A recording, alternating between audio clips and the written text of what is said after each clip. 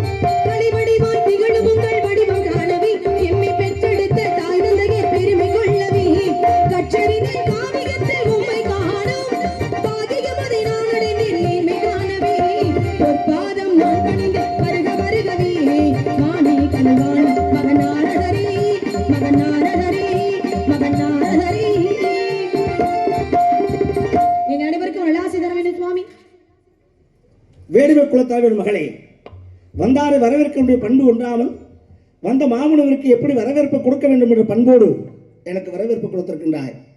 அரையாண்டு முகம் காக்க, ஓராண்டு கரங்கள் காக்க, 1.5 ஆண்டு கண்கள் பார்க்க, மாசம் 10 உண்டாக உனக்கு வாழ்த்துக்கிறேன் அம்மா. நன்மகளே, செந்தமிழ் மகளே, நாரதன் ஆசிதங்களே,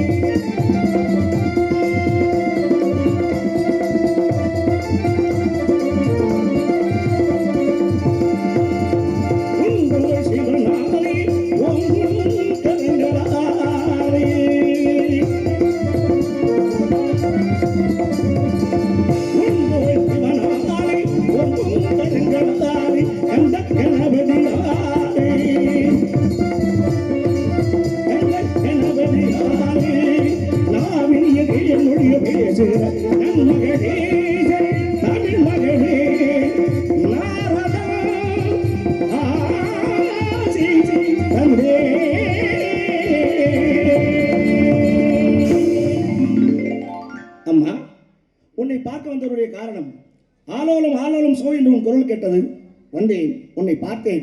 உன்னிடத்தில் சில விவரங்கள் கேட்கலாம் என்று ஆசைப்படுகிறேன். கேட்டால் பதில் சொல்வாயா? சுவாமி, தாங்களுக்கு தெரியாத விஷயங்கள் எதுவுமே கிடையாது. ஏன்னா முக்காலம் உணர்ந்தவர் நீங்க. நடப்பது நடக்க போறது நடந்து முடிஞ்சது எல்லாமே உங்களுக்கு தெரியும். தெரிஞ்சிருந்தாலும் கூட இந்த சின்ன பிள்ளை என்கிட்ட வந்து உங்ககிட்ட ஒரு சில விவரம் கேட்கிறமா, கேட்டா பதில் வருமானு கேட்டீங்க. ஏன்னா கேளுங்கள் தரப்படும், தட்டுங்கள் திறக்கப்படும் சொல்லியிருக்காங்க. அதன் முறைப்படி என்ன கேட்கணும்னு ஆசைப்படுறீங்க, கேளுங்க.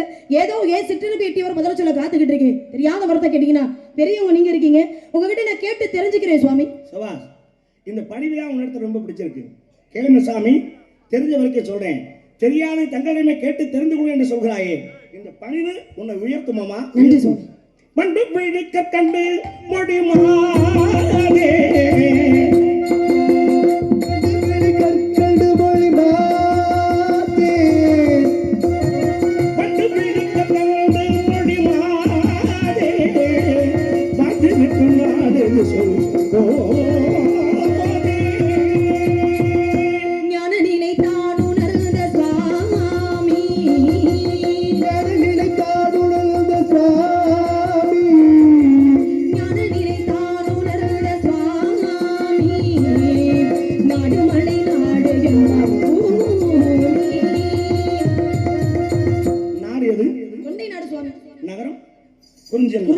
உன்னுடைய குலக்கடவுள் முருகப்பெருமான். ஓ, செய்வது காவல். ஓ, குலக்கடவுள் முருகன். ஆமா சுவாமி. முருகனை வணங்கித்தான் இந்த காவலுக்கு வந்திருக்க. ஆமா சுவாமி. உண்மைதான். நீ முருகனை வணங்கி வந்திருக்க, நான் பெருமாளை வணங்கி வந்திருக்கேன். நீ சைவம், நீங்க வைணவம். ஏன்னா பெருமாள் எவ்வளவு பெரிய காரியங்கள் எல்லாம் பக்தருக்காக செய்திருக்கிறார் என்று தெரிந்து கொள்ள வேண்டும். ஏன்னா பகவான் பெரிதா பக்தன் பெரிதா என்றால் பக்தன் தான் பெரிது. பெரிது பெரிது புவனம் பெரிது, புவனமோ நான்முகன் படைப்பு நான்முகனோ கரியமால் உந்தியில் வந்தோன் கரியமாலோ அலைகளில் திருந்தோன் அலைகடலோ குறுமுனியின் கலசத்தில் அடக்கம் குறுமுனியோ கலசத்தில் பிறந்தவன் கலசமோ புவியில் சிறுமன் புவியோ அரவனுக்கு முதலை வாரம் உமையவளோ இறையுள் அடக்கம் இறைவனோ தொண்டருள் அடக்கம் என்று சொல்லியிருக்கிறார்கள்.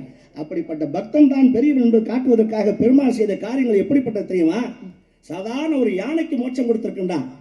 ஒரு மன்னனாகப்பட்டவன் அவனுடைய பெருமாள் பக்தன் பெருமாளுடைய ஆலயத்துக்கு செல்லும் பொழுது யானை ஓடி இருக்கும் பொழுது யானையை பார்த்து அவனுடைய அஜாக்கிரதையாக காலில் எட்டு உதைத்து சென்றான்.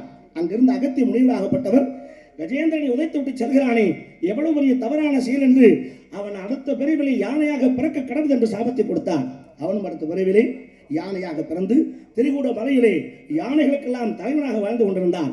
ஆனால் அவன் தன்னுடைய யானை கூட்டங்களோடு தண்ணீர் அருந்துவதற்காக தடாகத்தில் போகும் பொழுது ஏற்கனவே சாபத்தால் அங்கு முதலையாக இருந்த ஒருவன் அந்த யானையை தன் காலை பற்றி கொண்டது. ஏன்னா யானைக்கு தரையில் இருக்கும்போது தான் பலம், தண்ணிக்குள்ள முதலைக்குத்தான் பலம். அதனால் எவ்வளவு முயற்சி செய்யும் அதனால் விடுபட முடியவில்லை. இறுதியாக ஆதி மூலமே என்று அந்த யானை சொல்லியது. அப்பொழுதுதான் பெருமாள் பார்த்தால் என்ன இருந்தாலும் நம்மளுடைய பக்தன் அல்லவா என்று தன்னுடைய கையில் இருந்த சக்கராயத்தை ஏறி அந்த முதலையை திறத்தை கொய்து அந்த யானையை காப்பாற்றினார். யானைக்கு மோட்சம் கொடுத்த பெருமாள் எம்பெருமானாகப்பட்டவன். ஏ சுவாமி, அதே பக்தனுக்காக போன உயிரையே திரும்ப கொடுத்தாராலேயா எம்பெருமான் சிவபெருமான். என்ன காரணம்? சுந்தரமூர்த்தி ஆகப்பட்டவர் என்ன பண்ணாரு? இப்ப இருக்கிற அவிநாசி என்று சொல்லக்கூடிய இடத்துக்கு போறார். சிவபெருமானை வழிபடணும்னு போனவர் போன இடத்துல அந்தணர்கள்லாம் குடியிருக்கக்கூடிய குடியிருப்புல போய் தங்கி இருக்கிறார். அப்படி தங்கி இருக்கும் பொழுது அந்தணர்களுடைய வீட்டுல 2 வீட்டுல வேறு வேறு விதமாக நிகழ்ச்சிகள் நடக்குது. ஒரு வீட்டுல நல்ல சந்தோஷமான நிகழ்வு நடந்துகிட்டு இருக்கு, நல்ல சிரிச்ச சத்தம், நல்ல மங்களகரமான இசைகள் அப்படியெல்லாம் கேட்குது. ஆனா இன்னொரு வீட்டில இருந்து சத்தம் எப்படி கேட்குதா? அழுகுறலோடு ஒப்பாரி வைப்பது போல ஒரு சத்தம் கேட்குது. அப்ப சுந்தரருக்கு ஒரு சந்தேகம் வந்துருச்சு. என்னடா அது, 2 வீட்லயும் ஒரு வீட்டுல நல்ல நிகழ்ச்சி நடக்குது, அதே சமயத்துல இன்னொரு வீட்டுல ஒரு அமங்கலமான சத்தம் கேட்குது, என்ன பிரச்சனை அப்படின்னு கூப்பிட்டு கேட்குற. அப்பதான் சொல்றாங்க, ஐயா ஒன்றும் கிடையாது, மங்களகரமான நடக்கக்கூடிய வீட்டுல அவனுடைய பையனுக்கு பூணூல் அணிவிக்கக்கூடிய திருவிழா நடக்குது, விழா நடக்குது, அதனாலதான் அவங்க சந்தோஷமா இருக்காங்க. இன்னொரு வீட்டுல ஏன் அழுகுரல் கேட்குது அப்படின்னா, அதே வயதுடைய அந்த வீட்டு பையனோ இந்த வீட்டு பையனோ ஒன்றாக ஆற்றங்கரையில போய் குளிக்க போகும்போது, சின்ன பிள்ளையா இருக்கும் போது குளிக்கும் போது முதலையாகப்பட்டது கடிச்சு அந்த பையனுடைய உயிர் போயிருச்சு. இன்றுதான் அவனுடைய நினைவு நாள். ஒருவேளை நம்ம பிள்ளை இருந்திருந்தா இதே வயதுல நம்ம பிள்ளைக்கு இந்த திருவிழா நடத்திருப்போமே நினைச்சு அவங்க அழுகுறாங்க, இவங்க விசேஷத்தை கொண்டாடுறாங்கன்னு சொன்ன உடனே அப்பதான் சுந்தரமூர்த்தி ஆகப்பட்ட ஒரு சிவபெருமானை நோக்கி ஒரு பதிகம் பாட, அந்த குழந்தை 3 வயதுல இறந்தது. 3 வயதுல இறந்த குழந்தையை இப்பொழுது என்ன வயது இருக்குமோ அதே வயதுல ஆற்றங்கரையில குளிக்க போகும்போது முதலையாகப்பட்டது கடித்தது. அந்த முதலையாக வந்தது யார் அப்படி என்றா யமதர்மனாகப்பட்டவர் தான் முதலையாக வந்து அந்த பிள்ளையை கடிச்சார். அப்ப சிவபெருமானுடைய ஆணைக்கிணங்க யமதர்மன் மறுபடியும் அதே முதலையாக வந்து அதே குழந்தையை இப்ப என்ன வயசுல இருப்பானோ அதே போல குழந்தையை மீண்டும் உயிரை கொடுத்துட்டு போனார். அப்ப பாருங்க, தன்னுடைய பக்தனுக்காக போன உயிரை மீண்டும் கொண்டு வரலையா சுவாமி? 12 ஆழ்வார்களே திருமலைசை ஆழ்வார்னு ஒருத்தர். எப்படி?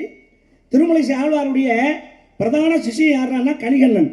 அந்த கணிகண்ணன் சிறு குழந்தையா இருக்கும்போது ஒரு கிழவி கோவலையில பால் கொண்டு வந்து கொடுக்குறா.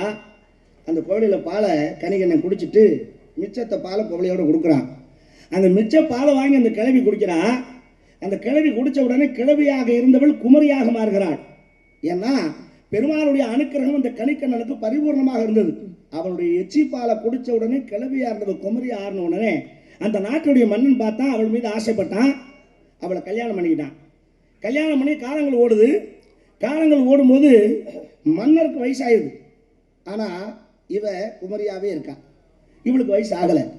ஏன் உனக்கு மட்டும் வயசாகல, நான் முதுமை அடைந்து விட்டேன்னு என்ன காரணம் கேட்கும்போது அப்பதான் சொல்றான், கணிகனுடைய எச்சில் பாலை நான் அருந்திதால் தான் எனக்கு மூப்பு ஏற்படவில்லை, நான் இளமையாக இருக்கிறேன்னா.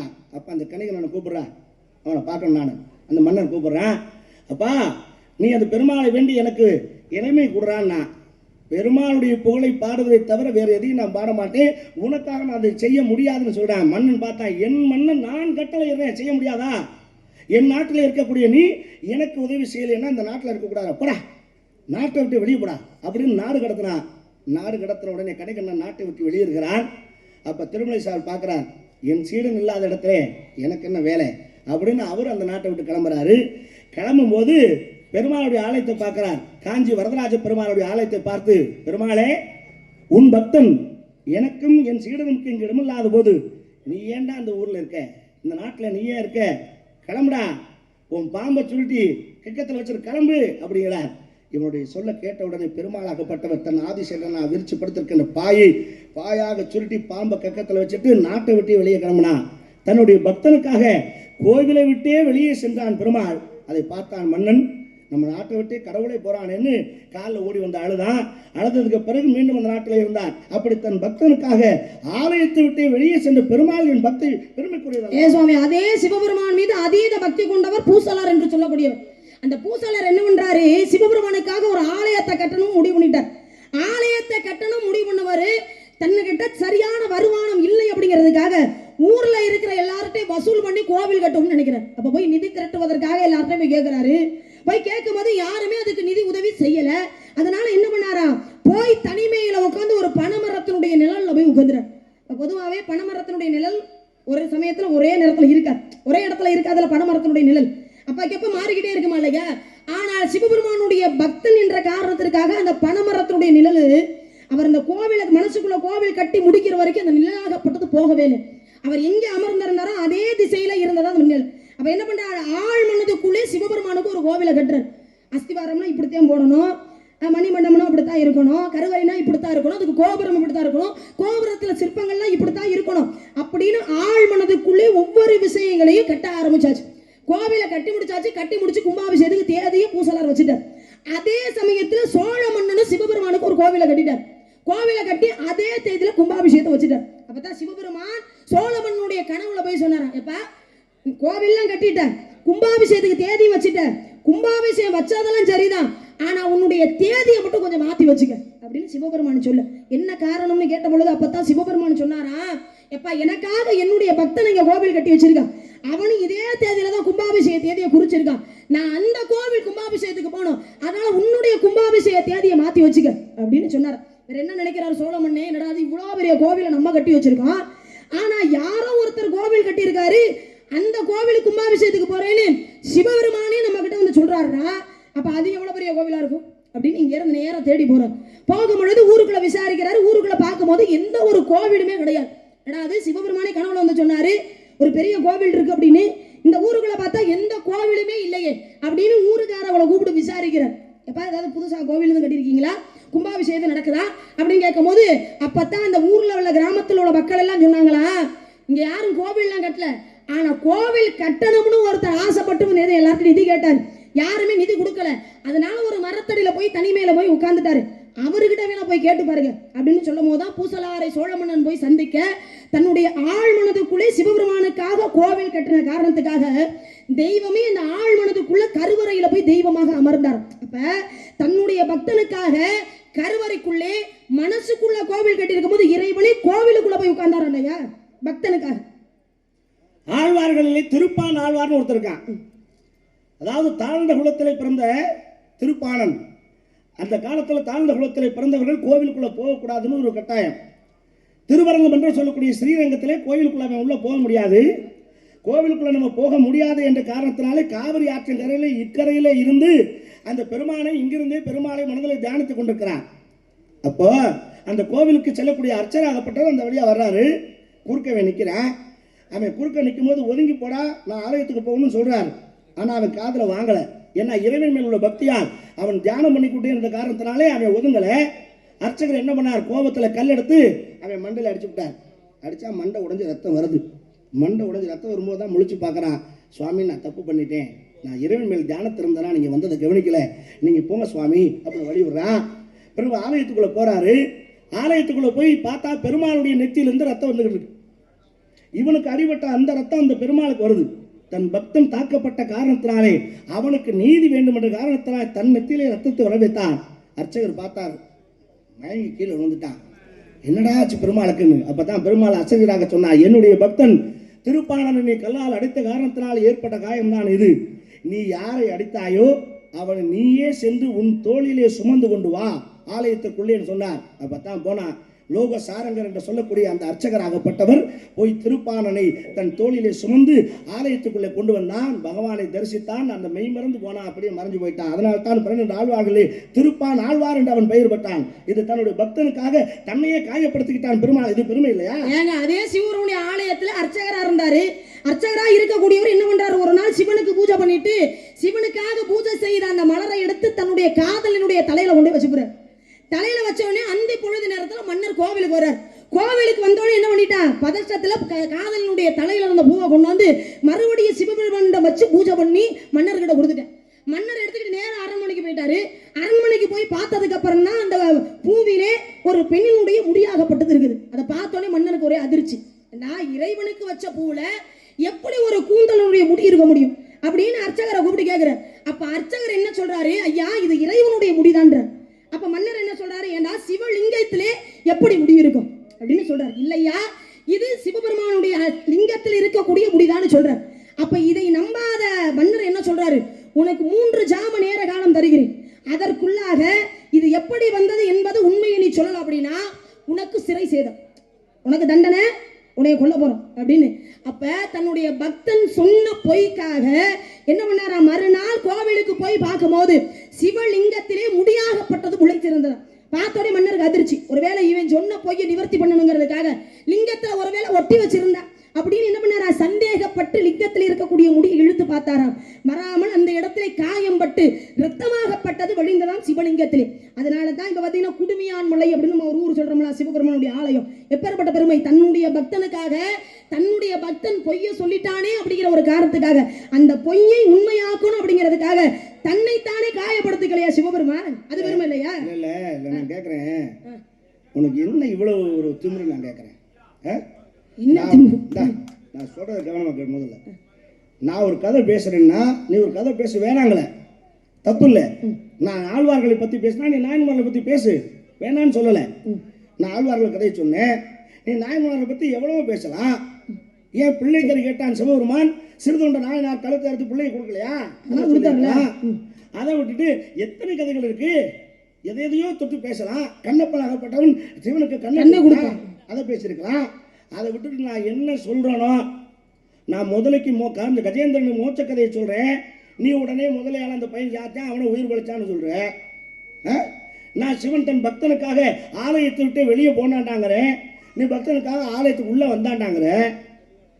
என்ன உனக்கு ஒரு தைரியம், உனக்கு தெனாவட்டு? நான் ஜெனரலுக்குலாம் எதிர்த்து பேசணும்னு எதுவும் யாரும் சொல்லி இருங்க வரேன் இல்ல எதுவும் இருங்க என்ன நீங்க என்ன இருங்க போறீங்க, என்ன சொல்ற இருங்க. நான் பேசுனது தப்பா இருந்தா அதை மறுத்து பேசுறதுக்கு தான் உங்களை கூட்டி வந்திருக்காங்க. நான் வந்து இப்படித்தான் பேசணும், நீ அப்படித்தான் பேசணும், எனக்கு நீங்க சட்டம் போடக்கூடாது. இல்ல சரிங்களா? பேசின கதை நீங்க ஒரு விஷயம் சொல்லிருக்கீங்க, அதுக்கு எதிர்ப்பதா நான் ஒரு விஷயம் நான் தப்பா சொன்னேனா? தப்போ நான் சொன்ன கதை தவறாதுன்னு சொன்னா தப்போ சரி, அது அல்ல. அப்புறம் நான் சொன்ன கதைக்கு வேற அது நேருக்கு நேர் அப்படியே பேசணும்னா ஏன் அப்படி சொன்னது, அப்படி பேசக்கூடாதுன்னு இருக்கா? இல்ல அப்படி எதுவும் குழந்தை விநாயகர் ஹோட்டல் அதுன்னு சொல்லி கொடுத்தாங்க உனக்கு? என்னது? இல்ல அறிஞர் நாரதருக்கு போட்டிருக்கோம், நீ அந்த ஆளை ஏற்றி பேசி அந்த ஆளை அசிங்கப்படுத்தணும்னு சொல்லி கொடுத்தாங்களா? அது எனக்கு தெரியாது, அதுக்கு தான் அவர்களை போட்டிருப்பாங்களா என்னன்னு தெரியல எனக்கு. கேட்கிறேன் என்ன பேசுறத இருங்க கவனமா. ஏற்கனவே ராஜபாரட போட்டு தப்பிச்சு போயிட்டு எனக்கு மழை வந்து நாட நின்று தப்பிச்சிட்டீங்க. இன்னைக்கு நல்ல வசமா நாரதர்ல வந்து சிக்கிருக்கீங்க. நல்ல ஞாபகத்துல வச்சுக்கோங்க, நீங்க ராஜபாட்டு போட்டு வந்தாலும் விடிய காலம் வர வருவீங்க, 2 விஷயம் பேசி 2 பாட்டை பாடிட்டு முடிச்சுட்டு போயிடலாம். இந்த இடத்துல இப்படி கட்டையை பிடிச்சிட்டு நிற்கும் போது அப்படிலாம் போக கூடாது, போக விட மாட்டேன். உங்களுக்கு என்ன தெரியுமோ நீங்க பேசுங்க, நானும் பாக்குறேன். மிரட்டல் எல்லாம் என்கிட்ட வச்சுக்காத, நீ நினைச்சுக்கிட்டு இருக்க கோமாளி பையனானே, அது அல்ல. எனக்கு என்ன செய்யணும், எங்க செய்யணும், எப்படி செய்யணும் எனக்கு தெரியும். வேண்டாம்னு ஒதுங்கி போறனை தவிர வம்பு இழுக்க நீ வந்துட்டீங்கன்னா வம்பு இழுப்பேன். என்ன விட மாட்டேன், நான் விட மாட்டேன். நீ உட்காருங்க, நான் பாத்துக்கிறேன், உட்காருங்க. நீ பேசணும் முடிவு பண்ணிட்டீல, பேசுவான், வேற ஒன்றும் பேச வேணாம். நீ யாரு? நான் வள்ளி. உப்பா யாரு? நம்பிராஜன். உப்பா யாரு? நம்பிராஜன். அம்மா யாரு? நங்கை மோகினி. உன்னை பெத்தவளா? இல்ல அண்ணே, நீ போனே, நீ கோவப்படாத, நீ போனே. ஆனா பாவி சாப்பிட்டு எச்சிக்கையோட வந்திருக்கேடா. நீ போட வேணே, அப்பா பார்த்துக்கிட்டேன். சரி அப்படிதான்.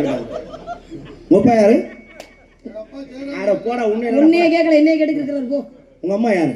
நங்கை மோகினி. உன்னை பெத்தவளான்னு கேட்டேன். இல்ல பெத்தவங்க கிடையாது, எடுத்து வளர்த்தவங்க. பெத்தவ யாரு? பெத்தவங்க யாருன்னு எனக்கு தெரியாது, எடுத்து வளர்த்தவங்கள தான் எனக்கு தெரியும். தெரியாதுல்ல? ஆமா, பெத்தவ யாரும் தெரியாது. தெரியாது. தெரிஞ்சுக்க முயற்சி பண்ணல. அது எதுக்கு தெரிஞ்சுக்கிட்டு? எடுத்து வளர்க்குறவங்க நல்லபடி வளர்க்கும் போது அவங்கள பத்தி ஏன் தெரிஞ்சுக்கணும்? உன் குலக்கடவுள் யார்? முருகப்பெருமான். அவனுக்கு அப்பா யாரு? சிவபெருமான். அம்மா சக்தி. இதுதான் உங்க கதையாங்க. இதைத்தான் சொல்லுவியா? நீங்க என்ன பெரிய அப்படியே கேள்வி, இந்த கேள்வியை கேட்ட மாதிரி இதுதான் ஒண்ணு. முருகனுடைய அப்பா அம்மா யாரு? சிவபெருமான் தான் அப்பா, சக்தி தான் அம்மான்னு பச்சை புள்ள கூட சொல்லுவேன். அப்புறம் ஏன் அதை என்னடா கேட்டீங்க? முருகனை சக்தி பெத்தாளா? சக்தி பெக்க கிடையாது. அப்புறம் எப்படி அவன் அம்மா? சக்தி பெத்தாளா? நான் கேட்கிற கேள்வி அப்படிதான். முருகன் எப்படி? இருங்க, இப்ப நான் கேக்குறேன், என்னையே நம்பிராஜனும் நங்கை மோகனும் பெக்கல, ஆனாலும் அப்பா அம்மா யாருன்னு கேட்டா அவ்வளவுதானே சொல்றேன். பெத்தாதான் பிள்ளையா? என்னங்க, என்னைய பெத்தாதான் நான் அப்பா அம்மா உங்களை கூப்பிடணுமா? வளர்த்தாலும் அந்த பெருமை அவங்களுக்கு தானே, நம்பிராஜன் நங்கை மோகனி தானே போய் சேருது. அங்க வா, அதைத்தான் கேட்டேன். வளர்த்தாளுக்கு பெருமை தானங்க. பெற்றால் தான் பிள்ளையா, பேணி வளர்த்தால் தான் தாய் தானே.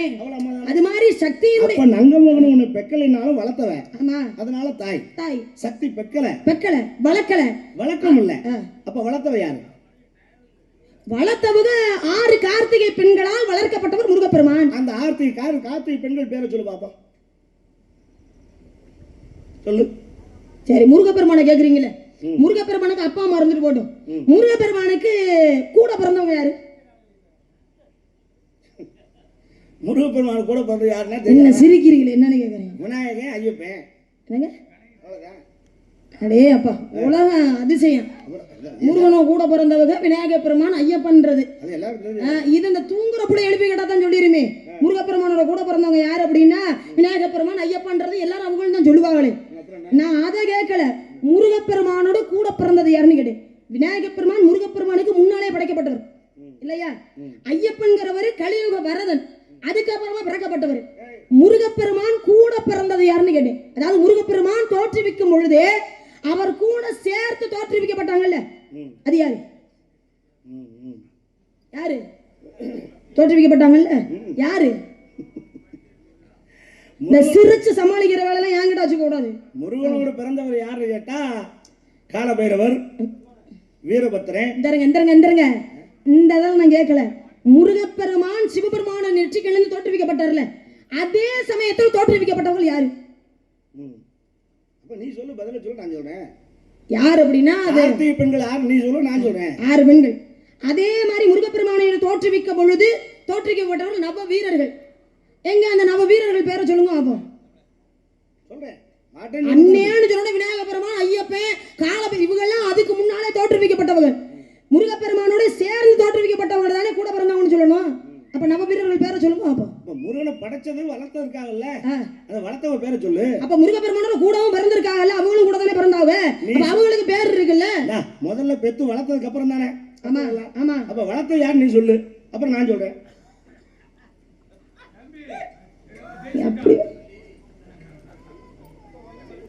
எரிகிற நெருப்புல எண்ணெயை கொண்டு ஊத்துற மாதிரி இந்த அண்ணன் படுத்துற பாடு. நீங்க அந்த அளவுக்கு எதிர்த்து கேள்வி கேட்கிற அளவுக்கு வந்து நிக்க, அந்த அளவுக்கு தைரியமா? இடத்துக்கு வந்தாச்சுனாக்கா அப்புறம் இங்க முழுசா நினைச்சாச்சு, அப்புறம் நான் முக்காடு நீ ஏன் நானே பாத்துக்க வேண்டியதான். அதுக்கு தானே நீ போட்டிருக்காங்க. வேற எதுக்கு இவ்வளவு காலம் உன் கூட நின்று உன் கையை பிடிச்சி ஆடிட்டு இருந்தாள். நான் இன்னைக்கு உன் கழுத்தை பிடிக்கிறோங்கிறதுக்காகத்தான் என்னை கட்டையை பிடிச்சி கொண்டு வந்து நிப்பாட்டிருக்கேன். வா பாத்துக்குருவோம், என்ன நடந்தாலும் சொல்லிட்டேன். வா. அப்படியா? சரி, நவ வீரர்கள் பேரை சொல்லுங்க. சொல்லு, கார்த்திகை பெண்கள் பேரை சொல்லுங்க.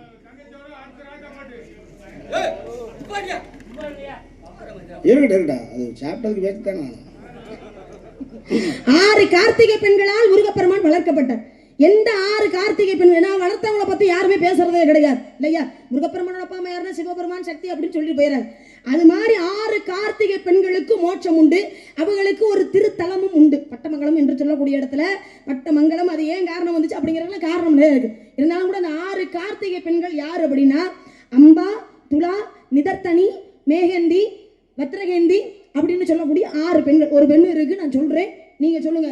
அந்த முருகனைத்தான் உனக்கு மாப்பிள்ளையா பார்த்துட்டு வந்திருக்கேன். கட்டிக்க முடியுமா முடியாதா? என்ன கதையவே முடிச்சு முடியலையே. கட்டிக்கிறியா மாட்டிக்கிற அவ்வளவுதான். மாப்பிள்ளை பார்த்துட்டு வந்தா அப்புறம் கதை முடிஞ்சு போச்சு இல்ல. சொல்லும் என் வார்த்தை கேளம்மா, தள்ளாதே சும்மா, சொல்லும் என் வார்த்தை கேளம்மா.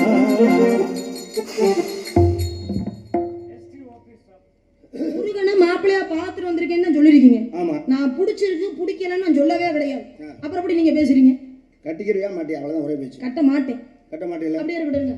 அவர் கட்டணும்னு சொல்றது இது, நான் கட்ட மாட்டேன்னு சொல்றது கதை. அதாவது அப்படியே இருந்து போடு. அவ்வளவுதானே. அந்த நவ வீரர்கள் பேர் என்ன சொல்லுங்க? நவ வீரர்கள் இவ்வளவு பேசுறேன், அது தெரியாம வந்து நிப்பீங்க கட்டை பிடிச்சிட்டு. அதைத்தான் கேட்கிறேன், சொல்லுங்க. வீரபாகு, வீரகேசரி, வீர மகேந்திரர், வீர மகேஸ்வரர், வீர புரந்தரர், வீர ராட்சதர், வீராந்தரர், வீரதர் என்று சொல்லக்கூடிய 9 நவ வீரர்களோட தான் பிறந்தான் முருகன். யாராவது கையை தரீங்கன்னா அப்புறம் அவ்வளவுதான் பாத்துக்கிறீங்க. உனக்கு என்ன பிரச்சனை? நான் கேட்கிறேன், தன் பக்தனுக்காக, தன்னுடைய பக்தனுக்காக வறண்டு போன ஆற்றிலே நீரை வளவித்தவர் யார்? சொல்ல முடியுமா? அப்படிங்க, பக்தனுக்காக, தன்னுடைய பக்தனுக்காக. ஆமா, வறண்டு போன ஆற்றிலே நீரை வளவித்தவர் யார் சொல்ல முடியுமா? ஆமா, தன்னுடைய பக்தனுக்காக வறண்டு போன ஆற்றிலே நீரை பெருக்கெடுக்க வைத்தார் சிவபெருமான். சுந்தரமூர்த்தி என்ன பண்றாரு? வறுமையில இருக்கும் பொழுது சிவபெருமானிடம் போய் பதிகம் பாடி 1000 பொற்காசுகளை வாங்குறார். வாங்கிக்கிட்டு போறாரு. போற வழியில பூதகணங்களை அனுப்பி அவரே திருட வச்சார். அப்பதான் சிவபெருமான் வந்து சுந்தரமூர்த்தி சொல்றாரு, எப்பா போற வழியிலே திருடர்கள் திருடிட்டு போயிடுறாங்க, இந்த பொற்காசுகளை என்னால கொண்டு போக முடியலன்னு சிவபெருமானிடம் கேட்க, அப்ப சிவபெருமான் என்ன சொல்றாரு? எப்பா அந்த மணிமுத்தாத்துல போட்டுட்டு உன்னுடைய திருவாரூரில் இருக்கக்கூடிய கமலாயங்கிற குளத்துல போய் எடுத்துக்கின்ற. அப்பதான் சுந்தரமூர்த்தி கேட்டாரு, ஏன் ஆத்துல தண்ணியே கிடையாது, இந்த ஆத்துல எப்படி நான் போட்டு குளத்துல போய் எடுப்பேன் அப்படின்னு கேட்கும் போதுதான் வற்றி இருந்த ஆற்றிலே ஆற்று பெருக்கெடுக்க வைத்தார் சிவபெருமான் பக்தனுக்காக, சுந்தரமூர்த்திக்காக. பிறகு எந்த கேள்வியை கேட்டுவிட்டாரு சொல்லுங்க? இந்த பதில சொல்லத்தான் உன்னை கூட்டியாண்டா உனக்கு 5000 6000 சம்பளம் கொடுத்துருக்காங்க. என் தலையெழுத்து இதெல்லாம் கேட்டுக்கிட்டு இருக்கணும். நான் என்ன கேள்வி கேட்டேன்னு உனக்கு தெரியல, அதுக்கு இதான் பதிலா? அப்ப இது நீங்க என்ன கேட்டீங்க? தன்னுடைய பக்தனுடைய உயிரை காப்பாற்றுவதற்காக வறண்டு போன இடத்துல நீரை பெருக்க வச்சாங்க. இவன் சுந்தரமூர்த்தி போய் பொன்பொருள் அங்கே போட்டு எடுக்கிறதுக்கு அவன் காசு பணம் இல்லைன்னா செத்து போயிடுவானா? உயிரை காப்பாத்துறதுக்கு அந்த பொன்பொருள் சாப்பிட்டா உயிர் பிழைக்க போறான்? இல்ல. என்ன கேட்டோம்னு உனக்கு தெரியல, இருக்குதான் பதிலா? இருங்க. அதாவது உயிரை காப்பதற்காக, உயிரை காப்பதற்காக பக்தனுக்காக வெள்ளப்பெருக்கெடுக்க வைத்தது மதுரையும் வயதிலே மாணிக்க வாசகருக்காக வெள்ளப்பெருக்கெடுக்க வைத்தார் சிவபெருமான். அதை சொல்லு. ஏன் அப்படின்னா அப்புறம் மாத்தி பேசுற. அரிமர்த்தன பாண்டியனிடம் பொற்காசுகளை வாங்கிக்கிட்டு வந்து இங்க திருப்பெருந்துறை என்று சொல்லக்கூடிய இடத்துல ஆவுடையார் கோயில கட்டிட்டார். ஏன்னா காசுன்னு இருந்தா கோவில கட்டணும் ஆசைப்பட்டா உன் காசுல கோவில் கட்டிருக்கணும். நான் குதிரை வாங்கி கொடுத்த காசுல நீ என்ன கோவில கட்டுற அப்படின்னு சொல்லி கையையும் காலையும் கட்டி ஆற்று மணலிலே சுடுமணல்ல போட்டார். அப்ப பக்தனுடைய உயிர் போகும் தருவாயில சிவபெருமான் பார்த்தார். தன்னுடைய பக்தன் தனக்காக கோவில் கட்டதுக்காக இப்படி உயிருக்கு போராடிக்கிட்டு இருக்கான்னு சொல்லி வைகை நதியை பெருக்கெடுக்க வைத்தார் சிவபெருமான் மாணிக்க வாசகருக்காக. போதுமா? ஒரு பதில சொல்லுவா, அதை கேட்டுட்டு போனா பைத்தியக்காரனா? முத கேள்வியை நான் புரிஞ்சுக்கல, அவ்வளவுதான் வித்தியாசம். நீங்க சொன்னது பக்தனுக்காக வெள்ளப்பெருக்கெடுக்க வைத்தாரு, நான் சுந்தரம் சொன்னேன் உயிரை காப்பதற்காக அது மாணிக்க வாசகருக்கா. நான் கேட்கிறேன், இப்ப பக்தனுக்காக வெள்ளப்பெருக்கெடுக்க வைத்தார்ல, அதே வெள்ளப்பெருக்கெடுக்க வைத்த ஆற்றை நிறுத்தி தன்னுடைய பக்தன் அக்கறையில கொண்டு சேர்த்தாரு. யாருக்காக? நான் கேட்டா உடனே அந்த ஆத்துக்கு சம்பந்தமாக அது எனக்கு மண்டை வெடிச்சிரு. ஒரு கேள்வி கேட்டா திருப்பி கேள்வி கேட்காம நல்லா இருக்கவே முடியும். அது அந்த இடத்துல யாரு நின்னாலும் சரி. தேவகிக்கும் வசதிக்கும் பிறந்தவன் தான் 8வது குழந்தையாக பிறந்தான் கிருஷ்ணன். ஏன்னா கம்சனை அழிக்க பிறந்தவன் தான் கிருஷ்ணன். அதனாலதான் இன்னைக்கு 8வது பிறந்த குழந்தை தாய்மாமனுக்கு ஆகாதுன்னு சொல்லுவான். அந்த 8வது பிறந்த குழந்தை கிருஷ்ணனை அழிக்கணும்னு கம்சன் காத்துக்கிட்டு இருக்கான். அப்போ இந்த கிருஷ்ணனை காப்பாற்றணுங்கிறதுக்காக தேவகியும் வசுதேவரும் என்ன செய்யறாங்கன்னா கூடையில தூக்கி அந்த குழந்தைய வச்சுக்கிட்டு அவங்க கொண்டு போய் கோகுலத்தில் விட்டுட்டு வரணுங்கிறதுக்காக போறாங்க. அங்கே யமுனை யார் பெருக்கெடுத்து ஓடிக்கிட்டு இருக்கு. இது போகணுமேங்கிறதுக்காக அங்கே போய் நின்று சாமியை கும்பிட்றாங்க. கும்பிட்டோடனே இந்த ஆறு ரெண்டா பிரிஞ்சு இடையில தடம் நடந்தது. அதை அதில் தடத்தில் நடந்து போய் கொண்டு போய் கோகுலத்தில் கிருஷ்ண பெருமானை விட்டு அங்கிருந்து பெண் குழந்தையை கொண்டு வந்து இங்கே கம்சன் இடத்துல ஒப்படைச்சா. இதுதான் பெரிய கதை. அது ஒரு பெரிய வச்சு இது கேட்டு இருக்கு. இவர் நாரதர் போடணும்னு ஆசைப்பட்டது யாரு? தெண்டம். காசு தெண்டம். பேசாம இருந்தேன். இல்லை நான் கேட்குறேன், முதல் நான் கேட்ட கேள்வி நீங்கள் புரிஞ்சுக்கிட்டீங்களா? இல்லை வேற 8000 ரூபா சம்பளம் இருக்கு. அதுக்கு பேசாம நீங்க பப்புனே போட்டு வந்திருக்கலாம். கந்தன் தானமா உனக்கு ஏத்த புருஷமா. இப்படி உலகத்துல வாட்சி அவனையும் பார்க்கலாங்க. இருங்க, நான் கேட்டது என்ன? ஒரு பக்தனுக்காக வெள்ளப்பெருக்கெடுக்க தண்ணி விலகுச்சா இல்லையா? என்னங்க தண்ணி விலகுச்சா இல்லையா? இருங்க, தண்ணி அந்த இடத்துல விலகுச்சு. இருங்க யாரை தூக்கிக்கிட்டு போனாங்க? வசுதேவனும் கிருஷ்ணரை கண்ணனை கூடையில சுமந்துக்கிட்டு வசுதேவர் இக்கரையில இருந்து அக்கறைக்கு போறதுக்காக வெள்ளப்பெருக்க நிப்பாட்டி வச்சார். கண்ணனுக்கு வசுதேவர் என்ன வேணும்? அப்பா வேணும். நான் என்ன கேட்டேன், பக்தனுக்காக வெள்ளப்பெருக்கை நிறுத்தி வச்சது யாருக்காகன்னு கேட்டேன். ஏன் அப்பா பக்தன் ஆகப்படாதா? அப்பா ஏங்க சிவபெருமான் முருகனே வணங்குறதா கதை இல்லையா? தகப்பன் சுவாமின்னு கதை இல்லையா? இருங்க மண்டி போட்டு கீழே மந்திரத்தை கேட்டா அப்ப பக்தன் ஆகலையா? இருங்க, உறவு முறை விட்டுருங்க. அப்பாங்கிற முறைக்கு வருது, அது பக்தனாகவே இருந்தாலும் அது உறவை தவிர்த்து பக்தன் ஒருத்தனுக்கு வெள்ளப்பெருக்க நிப்பாட்டி வச்சாரு. சொல்லுங்க.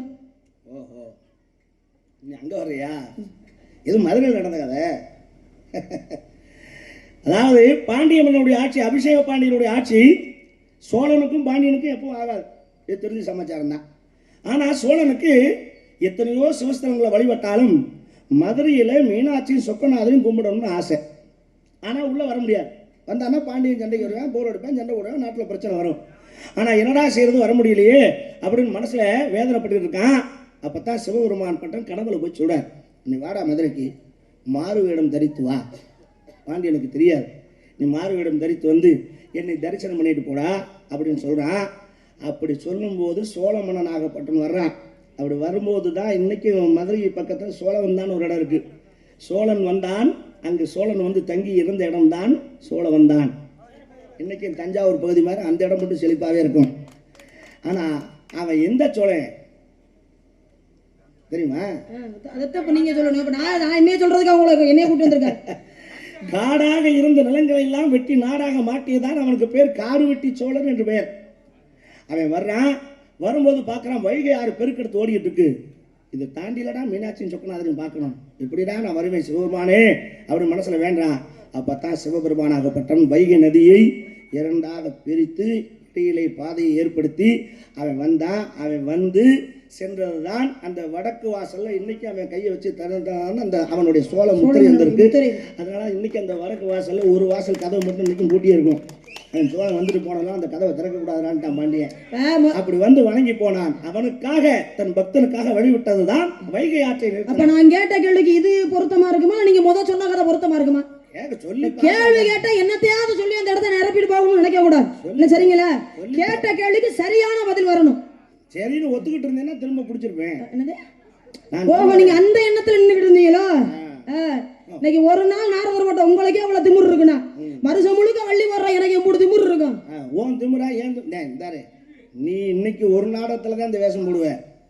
உனக்கு வள்ளி திருமணம் மட்டும்தான் ஆடுவேன். நான் சங்கரதாசாமி எழுதுன அம்புட்டு நாடகம் ஆடுறேன். நான் கேட்டானா மதுரையை பற்றி உனக்கு என்ன தெரியும்? நான் மதுரையிலேயே இருந்து குப்பை ஓட்டினேன். என்கிட்ட சொல்றியா? பேசி பாரு. இருங்க, நான் இதோட விஷயத்தை முடிப்போம்னு நினைச்சேன். இப்போ நான் கேட்குறேன், நீ வந்து ஒரு விசேஷம் கோவில் இதுக்கு தான் நீ மதுரைக்கு போக, நான் மதுரையில் இருந்தவன் அப்படின்னு நீங்கள் சொல்கிறீங்கல்ல. இப்போ நான் கேட்குறேன், மதுரையிலே கடல் தண்ணியை வற்ற வச்சது யாரு? சொல்லுங்க. மதுரையிலே கடல் தண்ணியை வற்ற வச்சது யாரு? மதுரையில் கடல் இருக்கா? முதல்ல கடல் வந்தது சிவபெருமானால் கொண்டு வரப்பட்டது. 7 கடல் கொண்டு வரப்பட்டது. அதனாலதான் 7 கடல் தெரு அப்படின்னு ஒரு தெரு உருவானுச்சு மதுரையில, மேலவாசி வீதிக்கு பக்கத்துல. என்ன அப்ப 7 கடலை வர வச்சாங்களே, அந்த கடல் தண்ணியை வற்ற வச்சது யாரு?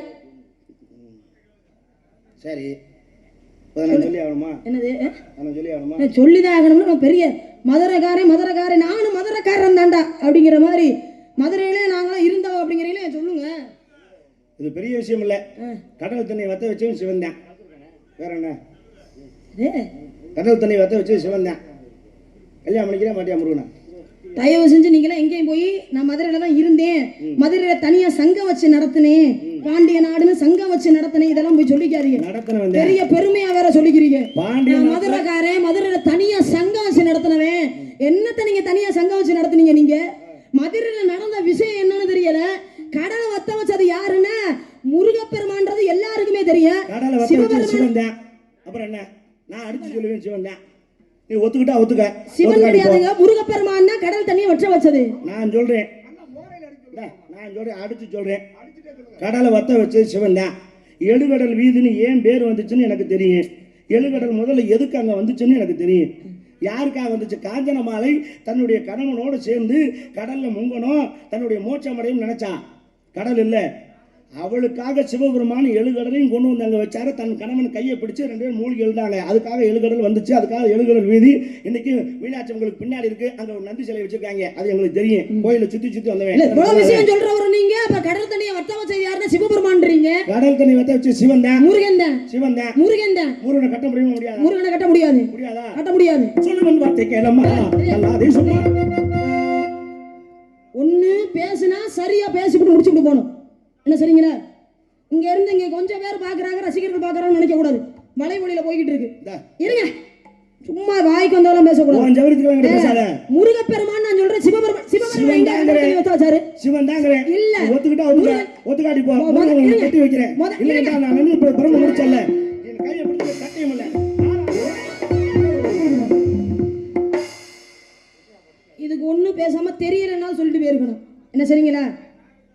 இவ்வளவு நேரம் பேசிட்டு ஒரு மதுரையில இருந்தாலும் கடல் தண்ணி யாருங்க வத்த வசதுன்னு கேட்டா சிவபெருமான்னு சொல்லிட்டு போறாரு. அப்ப இவரெல்லாம் மதுரைக்காரன்னு சொல்லலாமா? இவ்வளவு நேரம் பேசினதெல்லாம் அம்பட்டும் பொய்யா போச்சா? திருவிளையாடல் புராணத்தின்படி முருகப்பெருமான் தான் கடல் தண்ணியை வத்த வச்சாருன்றதுக்கு எனக்கு ஆதாரம் இருக்கு. நான் பேசுவேன்.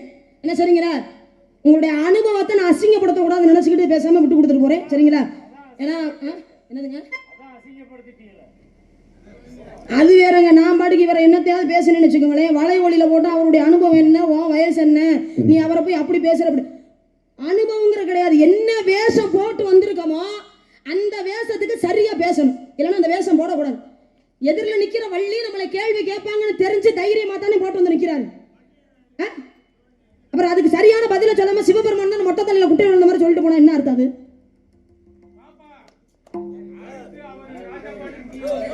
நான் என்ன சொல்றேன், சிவபெருமான் கிடையாது. திருவிளையாடல் புராணத்தின்படி முருகப்பெருமான் தான் கடல் தண்ணியை வத்த வச்சார். சரிங்களா? இது இந்த விஷயம் இதோட முடியாது. அடுத்த வருஷம் மறுபடியும் அவரே நாரதரை போடுங்க. அவரையே நாரதரை போடுங்க. என்ன சரிங்களா? என்னையே வள்ளியா போடுங்க. இந்த விஷயத்தை நான் அவர்கிட்ட கேட்க மாட்டேன். விடியவுக்குள்ள கல்யாணம், எல்லாரும் கல்யாணத்துக்கு வந்துருங்க. நானும் போய் கல்யாணத்துல ஏற்படலாம் பண்ணணும் மாலையா? உள்ள போனவர் இப்ப எதுக்கு வெளில வந்தாரு? இருங்க, நீங்க முடிச்சிட்டு உள்ள போயிட்டீங்க. வளையல்களுக்கு போடுவாங்க. அவர் அனுபவத்துக்கு நீ பேசுறேன். எனக்கு பாவப்பட்டு பச்சாதப்பட்டு விட்டு போறியா? அப்ப நீங்க சொல்லிருக்கணும்ல. அப்ப நீங்க நிக்காம விஷயத்தை சொல்லிருக்கணும்ல. நீங்க தண்ணி வத்த வச்ச முருகன் இல்ல. ஆமா, எப்படின்னு கதை சொல்ல பாப்போம். சொல்லுங்க. நான் சிவங்கிறேன், நீ முருகன் இல்ல. எப்படி வத்த வச்சான்னு சொல்லு. நான் சொல்றேன், முருகப்பெருமான் தான் கடல் தண்ணியை வத்த வச்சாருங்கிறதுக்கு நான் ஆதாரம் சொல்றேன். மொத்த திருவிளையாடல் புராணத்திலே 64 கலைகள் இருக்கு. 64 திருவிளையாடல் இருக்கு. அந்த 64 திருவிளையாடலே 13வது படலத்துல போட்டிருக்காங்க முருகப்பெருமான் தான் கடல் தண்ணியை வற்ற வச்சார் அப்படின்னு. ஏன்னா முருகப்பெருமானாகப்பட்டவர் 100 யாகம் நடத்தினால் இந்திர பட்டத்தை அடையலாம்ங்கிறது நியதி. அப்ப 96 யாகத்தை முடிச்சுட்டார். மிச்சம் இருக்கிறது 4 யாகம் தான். அதை நடத்தினா இந்திர பதவி அடைஞ்சிடுவார். இதை தெரிந்து கொண்ட இந்திரன் என்ன பண்றான், வர்ணனுகிட்ட போய் மழையை பெய்ய சொல்றான். அப்படி மழையை பெய்ய சொல்லும் பொழுது கடல் தண்ணி ஆகப்பட்டது கொந்தளிக்க ஆரம்பிச்சிருச்சு. ஆகா, இது கொந்தளித்து வந்தால் மதுரையும் பதையை அழிச்சிருமே, நாட்டை அழிச்சிருமே, என்ன பண்ணலான்னு யோசிக்கும் பொழுது அப்பத்தான் முருகப்பெருமானிடம் சொன்னாங்க, அப்பா உன்னுடைய கையில் இருக்கக்கூடிய வேலாயுதத்தால் இந்த தண்ணியை வற்ற வைக்கலாம் என்று சொல்ல முருகப்பெருமான் தன் கையில் இருந்த ஆயுதத்தை எரிய கடல் தண்ணியாகப்பட்டது பற்றியது அப்படிங்கிறது 13வது படலத்துல போட்டிருக்கு. ஆதாரம் இல்லாம நான் சொல்ல மாட்டேன். ஆதாரத்தை நானும் சொல்லுவேன். என்ன அப்படி நீங்க சிவன் தான் கடல் தண்ணி வத்த வச்சாங்கிறது திருவிளையாடல் புராணத்துல இருக்கிறத நானும் சொல்லுவேன். நீங்க சொல்லுங்க. நீங்க சரி சொல்லுங்க சொல்லுங்க அப்பா. 64 திருவிளையாடல்கள் மதுரையில் செஞ்சிருக்கார் சிவன். நீங்க யார் வேணாலும் திருவிளையாடல் புராணத்தை எடுத்து பாத்துக்கலாம். இல்ல இன்னைக்கு என்ன வேணாலும் வலையொலித்துல எல்லாத்தையும் வருது, செல்லுல வருது, நீங்க எடுத்து பார்க்கலாம். கூகுள்ல சர்ச் பண்ணி பாத்துக்க. அதே திருவிளையாடல் புராணத்துல 18வது கதையில இருக்கு. நீ சொன்னது 13, நான் சொன்னது 18ல இருக்கு. சிவன் வத்த வச்சதுக்கு காரணம் ஏன் தெரியுமா? அபிஷேக பாண்டியன் ஆகப்பட்டவன் சித்ரா பௌர்ணமி என்று சிவபெருமானை தரிசிப்பது வழக்கம். அதே நாளில் இந்திரன் ஆகப்பட்டன் சிவபெருமானை தரிசிக்க வர்றான். அப்ப சிவபெருமானை தரிசிக்க வரும்பொழுது மன்னர் உள்ள இருக்காங்கிற காரணத்தினால இந்திரன் ஆகப்பட்டன் வெளியே காக்க வைக்கப்படுறான். வெளியே காத்து நிற்கிற கோபத்தில் என்ன செய்யறான், தேவேந்திர லோகத்துக்கு செல்றான். தன்னுடைய ஆட்கள் சொல்லும் போது அப்ப வர்ண பகவான் பார்க்கறான், தன்னுடைய தலைவனுக்கு இப்படி ஒரு நிலைமையா, அவனை காக்க வச்சுட்டாங்களேன்னு தண்ணிக்கு அதிபதி யாரவன் யாரானா, கடலோ கம்மாயோ ஆறோ குளமோ எதுவாக இருந்தாலும் தண்ணிக்கு அதிபதி யாரானா வர்ண பகவான் என்ன செய்யறான், கடல் நீரை மொத்தமாக கொண்டு வந்து மதுரையில் இறக்குறான், மதுரையை அழிக்கணும்னு. அப்ப என்ன செய்யறார் சிவபெருமான், தன்னுடைய பக்தன் அபிஷேக பாண்டியனை காப்பதற்காக மேகங்களை எல்லாம் அழைத்து அந்த கடல் நீரை புறான் உறிஞ்ச செய்து கடலை வத்த வைத்தாருங்கிறது 18வது படத்துல இருக்கு. எடுத்து பாத்துக்க, உண்மையா இல்லையா பொய்யா பாத்துக்க. இது ஆரம்பத்துல சொல்லுங்க. அப்ப முருகப்பெருமான் கடல் தண்ணி வத்த வைக்கிறீங்களா? அப்புறம் நான் சொன்னது இல்லையா? அப்ப நான் சொன்னது இல்லையா? நான் சொன்னேனா இல்லையா? 13வது படத்துல இருக்கா இல்லையா? 18ல இது இருக்கா இல்லையா? இருக்குதா? நான் அப்ப ஒத்துக்கிறேன். நீ படிச்சிருக்கீங்களா? நானும் படிக்காம வந்திருக்கேன். உள்ள போனவர் எதுக்கு வந்து திரும்ப வந்து பதில் சொல்றீங்க? நான் என்ன சொல்ல என்ன உங்க திமிரை காட்டுறீங்களா? உங்க திமிரை காட்டுறீங்களா? பேசுறீங்களா? என்ன உள்ள போய் சொல்றீங்க? நான் சொல்றேன். முடிச்சிட்டு உள்ள போனா உள்ள போக வேண்டியதானே? அப்படி போய் திரும்ப எதுக்கு நீங்க பதில் சொல்லிட்டு இருக்கீங்க? அப்படி உன்னை விட்டுட்டு போன அவசியம் இல்ல. நான் சொன்ன கதை சொல்லி நிரூபிச்சிருக்கேன். ஏய் உங்க வார்த்தை அளந்து பேசு. உம்மா தெரியாம பேசிட்டு இருக்க.